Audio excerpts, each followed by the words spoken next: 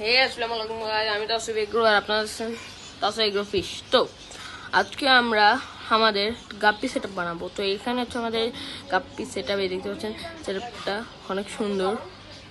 তো এবার আমরা আমাদের সেটআপের জন্য সর্বপ্রথম আমরা আমাদের এই সেটআপে আমার জন্য আমার একটা হচ্ছে মানে একটা মাছ ছিল, কই মাছ, ওটাকে আমি অনেকদিন ধরে পুষতেছি, সবাই সামনে আনি নাই আর কি। এবার এটাকে আমি ধরে নিয়ে আমার হচ্ছে আরেকটা হচ্ছে বালতি ছিল, এটা ফাঁকা অনেকদিন ধরে, যে মানে মসকিটো লার্ভা টার্ভা ছিল, লাইফ ফুড ওই খাবে ওরা।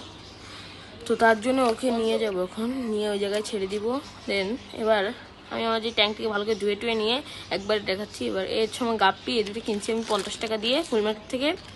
তো এবার আমি আমার গাপ্পিগুলো অ্যাকুইমেট করার পর এখানে দিব, কারণ আমি কখনো ট্যাঙ্কের মানে অ্যাকুইমেটের পানি দিই না, মানে দোকানে পানি, কারণ দিলে ওই যদি ভাইরাস থাকে তাহলে আমার অন্য মাছ মারা যাবে। তো আমি এখন আমার এর মধ্যে থেকে আমার একটা প্ল্যান্ট ছিল, প্ল্যান্টের সেটআপটা তুলবো। এই প্ল্যান্টের সেটআপটা অনেক ছোট ছিল, অনেক বড় হয়েছে এবার প্ল্যান্টগুলো, অনেক দিনে অনেক ভালো রেজাল্ট পেয়েছি এটার থেকে আমি।